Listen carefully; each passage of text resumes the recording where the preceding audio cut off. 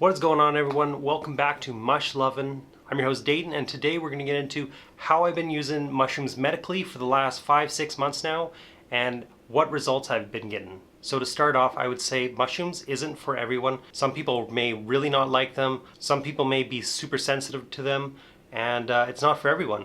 I also don't condone going against the law in your area. Some places it has been legalized. Some places like here in Canada has been kind of medicalized. But do your own research and come to your own conclusion. So let's get right into the video, and I wanted to talk about where mushrooms has really come into the mainstream here. Around 2014, 2016 is when John Hopkins University has put out studies on using mushrooms for clinical trials to help lower depression, anxiety, addictions, and also other things like chronic headaches is another one. And what really made this come out into the mainstream, and I've been seeing lots of news over the last 5-6 years talking about what they have discovered, where the studies have found that the use of mushrooms can actually help decrease drastically depression, more so than antidepressants do.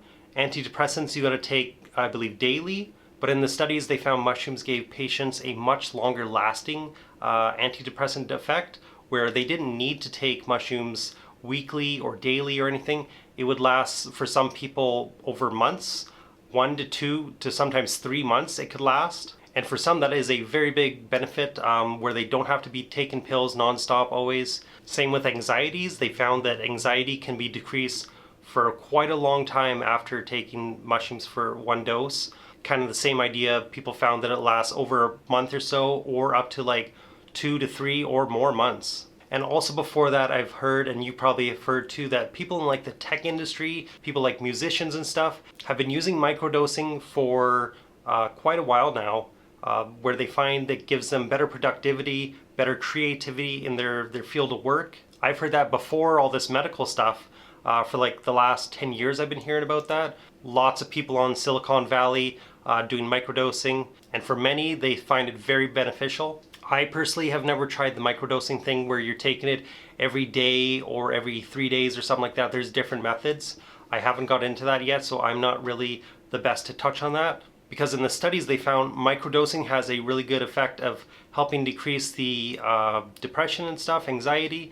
But they've also found macrodoses, higher doses, can be more beneficial and can have a longer lasting effect. Now that doesn't necessarily mean taking a higher dose will always give you a better effect or a longer lasting effect. My experience, it's not a cure-all. It's not going to 100% just cure everything. I don't think anything is really. But when used effectively, it can be a very, very useful tool. From what I found, the majority of my trips have really helped with my anxiety, my depression, other issues too. There's been a couple trips where it didn't really help that much. The next week or so, I was kind of like still down. Usually if it wasn't that great of a trip or something like that, that could be an issue. But the majority have definitely seemed to really help, and I would say are on the beneficial level. So let's talk about my medical usage. So when I first started, the first thing I went out and did is bought a weighing scale. It's very important to know how much you're taking, know exactly. And also it's really important, I found, to know what exactly you're taking, what strain you're taking. Because there's, I believe, hundreds of different types of strains just of cubensis, the very main one that usually everyone takes. And the mushroom cup that recently happened this year shows how drastically different cubensis can be.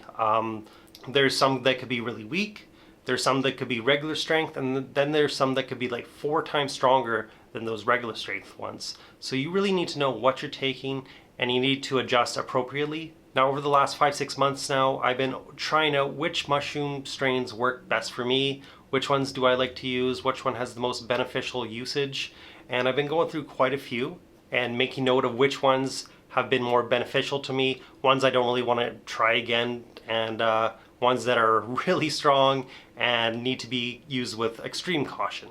Now I'm pretty experienced with mushrooms, but even me, I took the go low, go slow method, where I did not want to rush it. I'm not going to go try to do a heroic dose right off the bat or anything like that.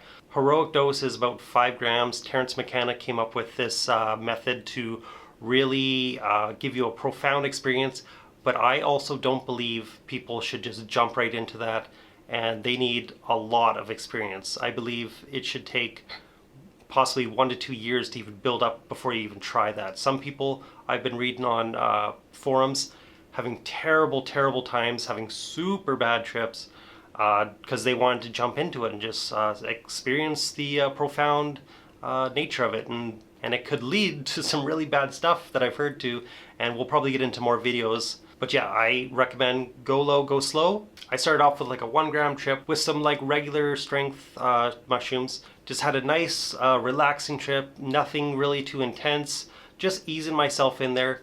And then in the last 5-6 months, I've been really finding it super important to have proper set and setting. So the set, like, what is your mindset going into it? Are you in a good mood? Are you in a happy mood? Are you looking to better yourself? Setting, where you are, like what's around you. Are you in a nice, calm, relaxing setting?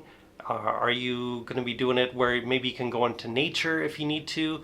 Because we found it, like, when you're first coming up on the trip, you may want to go outside because it kind of seems like it grounds you better. It makes you feel more relaxed and more at peace. Also, if you're like me, you might not want to be around other people. So that's why we kind of tend to go outside in the nighttime, have the town to ourselves, and just walk around, go on a little tour, just go check stuff out. We call it a mushroom holiday.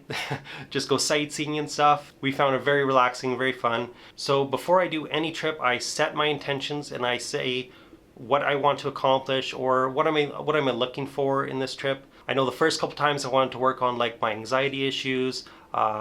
I don't really have anger issues, but I wanted to work on that a little bit too, as I can have a temper sometimes, so I wanted to work on that. And for a couple trips, that was my main intentions, and it really helped. Just having that mindset going into it, thinking about it while you're on the trip, maybe meditating. I didn't really meditate too much the first couple times. I've never been a big meditator, but I found later on it's really helped. And after those first few trips, I noticed a drastic change in my anxiety issues. Anxiety has really decreased over the last 5-6 months, and I'm super happy that has happened because I've had anxiety issues pretty much all my life.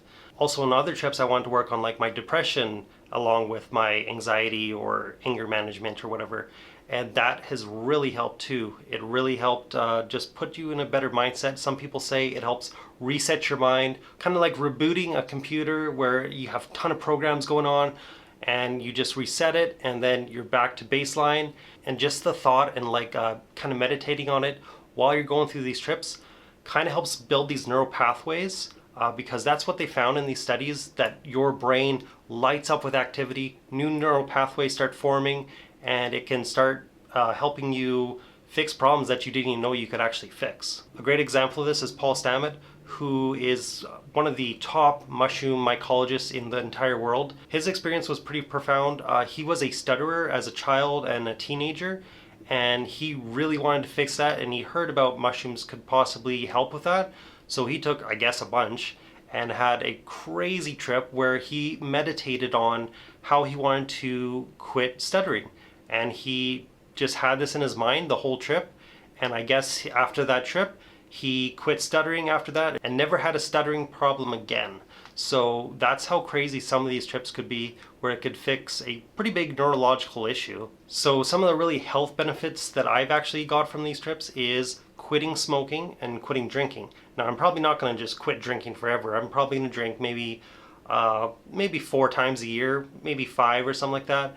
But I've cut it down drastically. Like I used to drink every week, just like as a nice chill day, relax, watch some movies, have some wine. I like a bottle of wine. As they say, red wine's good for the heart, but who knows? I'm sure too much of it isn't good too. But I'll talk about the nicotine, stopping nicotine. So I'm an ex-smoker. I didn't get back into smoking. I did start trying a little bit of vaping during the start of all this stuff that's going on in the world now, for a couple reasons. It kind of makes you more alert, and I've also heard studies where it helps with people who may have Parkinson's, and my grandfather had Parkinson's.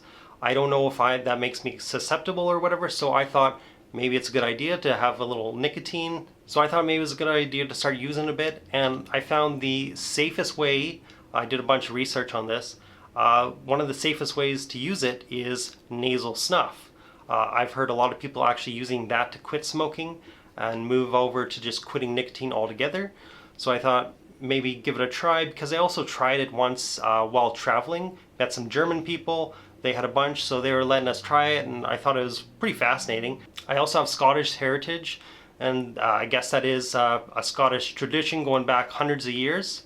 Essentially what it is chopped up tobacco very, very finely, and you sniff it, and through some of these trips I was doing, I had this feeling like the mushrooms were trying to tell me, like, maybe the nicotine's causing me blood pressure or something, or because I could like feel it in my arm or my leg and something.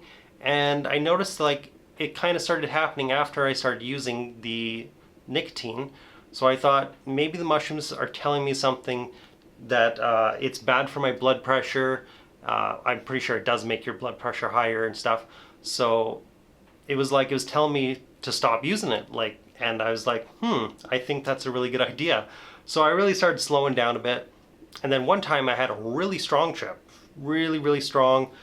Probably the strongest trip I've had in a long time. Everything was just waving around, crazy visuals. I was having a bad habit of like holding my breath too long or something. And I was like smoking lots of vaping, lots of nasal snuff. And I have noticed before that when I vape too much and I hold it in, it can kind of start like making me feel like I'm not getting enough oxygen. That's why I really don't like nicotine vaping.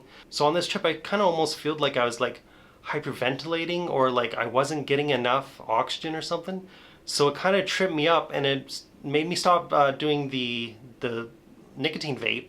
But then I was doing some more of the nasal snuff, and I remember kind of just like getting tingly hands and stuff, and I don't know, I was like, it wasn't feeling good. I was like starting to breathe in and kind of making myself hyperventilate. And pretty much what the mushrooms did was a pretty good psychological bitch slap. And not really knowing about it, I actually started hyperventilating, where I was breathing way too much and my body was trying to slow me down. And the way it does it is kind of like makes your chest really tight and tries to make you stop breathing so much, because having too much oxygen can actually be not good for your body. And it tries to regulate and get more CO2. So eventually I kind of calmed down after this, opened the windows, relax, start breathing calmly and stuff. And I just laughed because I was just like, wow, I think the mushrooms just gave me a psychological bitch slapping. Yeah, I'm done nicotine, and I just quit that day. Haven't touched it since. I believe that was 2.5, maybe 3 months ago. Don't really have an urge to try it, and I'm very thankful that the mushrooms have taught me a lesson, and that's kind of what they can do sometimes. It might not be the most gentle thing, but maybe like me, you needed a good psychological bitch slapping, and I think it helped, because I have no urge to start nicotine again. I learned my lesson, and I am thankful. Now for alcohol, I pretty much just went into it like I did with the other things, where I made the intention is that is what I want to do. I want to drastically slow down on the drinking and really just try to cut it out as much as possible. And I went through that trip and I came out, and I haven't really had a urge to go drink since. That was another one that I like meditated on and really helped me through. And the last thing I'll talk about is my last trip, where I did probably the most meditating I ever done. Really did some close-eyed meditation, just thinking about how I want to be more productive, more creative, be able to get on the camera again and really put out some good content. And once I went through that trip, I have felt so awesome lately with my creativity, no anxiety, no depression, and this drive to I want to just make more content. I want to build on what I've already built before and do it at faster rate and really push myself and get me into the right groove. And it has helped a ton. That's been about over a month now. Been getting awesome results. And mushroom isn't something you need to do that often. It can give me really benefits just doing it here and there, maybe once every month or two. And also if you start doing it too much, you kind of lose that magic. So something to know also. Also, you should know that your tolerance builds up drastically, so you don't even really come back to baseline until about 16 days after. If you were to try it in between there, you would not have the same experience. It would be lower than before, especially if someone was to do it a day or two after. It's very decreased from what the trip was before. And that's why studies have shown before that it's a very safe medicine. It's very hard to overdose. It's not really something you could get addicted to because your tolerance builds way too much, too fast. So it's definitely not the same as other medicines and stuff. But yeah, I've been seeing tons of medical research coming out lately. It's getting more and more mainstream, seeing it all over the news, documentaries about it. The movement is definitely growing pretty fast, but I do believe there needs to be more education on the matter.